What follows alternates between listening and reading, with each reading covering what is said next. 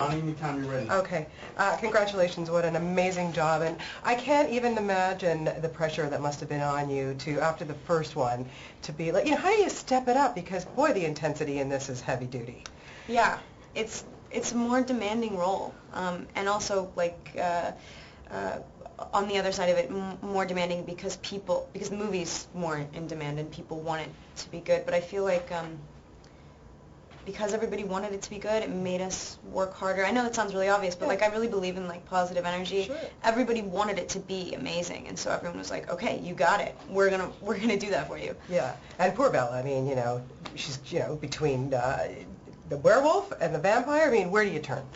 What do you do? I mean, seriously, that was a hard choice there. I think, really. Yeah, definitely. It's really hard. New Moon's hard to watch. Eclipse even more so with the love triangle. I mean, New Moon establishes that.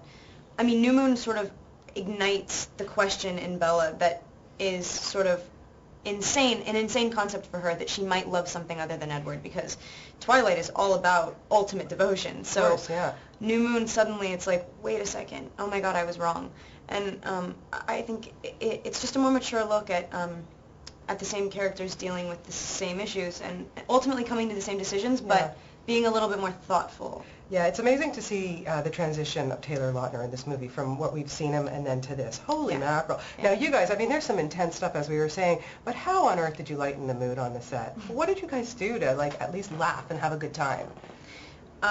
Taylor's got that covered. Literally. And there's don't worry about not having a good time. I know that this isn't a word, but he's the funnest guy I've ever hung out with. He's kind of Jacob. Yeah. To be honest. Yeah. Grape throwing contest, I understand? Yeah, totally. Yeah. I'm the best grape thrower. He obviously, the talent is in the catching, but I throw them the best out of everybody. Oh, very good. Well, someday we'll have to have a contest. It would be fun. If you come to Toronto, we'll line them up and we'll see. We'll throw grapes. I'd love to do that with you. Now, obviously, things have gotten just a wee bit crazy since the last time we spoke for Twilight. I want to know what your secret mechanism is to coping with all the craziness that goes on behind the scenes, with the fans and everything. How do you cope? Well, we've been so busy. It depends on what my focus is at the time.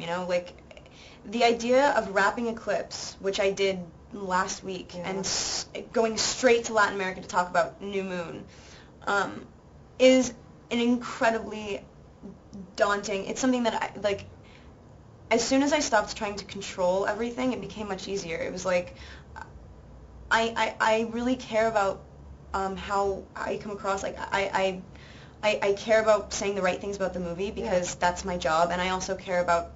Well, it's a big part of your life too, Yeah, that's the thing. My job is my life. A couple more movies to make of this, and you've got these devoted fans that are trusting you to play Bella, and they really are invested in that character. Yeah, which is so cool. Is it hard to, when you say wrap at the end of the day, to leave Bella behind? Was it hard to move on and play somebody like Joan Jett, for example? Right. No, maybe because I knew that I got the chance that I knew I was going to come back to her. Right. Yeah. And I've never had that. I've only done, this is the first series I've done, and this is also, I've never done a TV series, so it's a new thing. What did Chris Weitz bring to the table this time around? Because I thought the direction was really fantastic. Me too. Yeah. I was only able to do my job. I was literally only able to do anything that I did in the movie because of Chris. He literally builds an environment, creates such a structured entire environment for you to live in. So you don't feel like you're ever lying, and you don't feel like you're manipulating or doing your character, who you have such a responsibility for, an injustice, which is the worst feeling as an actor, that you're not doing something that's on the page. He made us feel very safe, and he let the scenes have their own life because he actually likes the story, and he wasn't so scared of controlling everything. And he's one of my favorite directors. Is Robert really a real goofball off set? Yeah. End of story. Just a goofball. Yeah. And I hope you are too. I hope you have more fun with this. This is really a very, very good picture. Oh, cool. Thank you.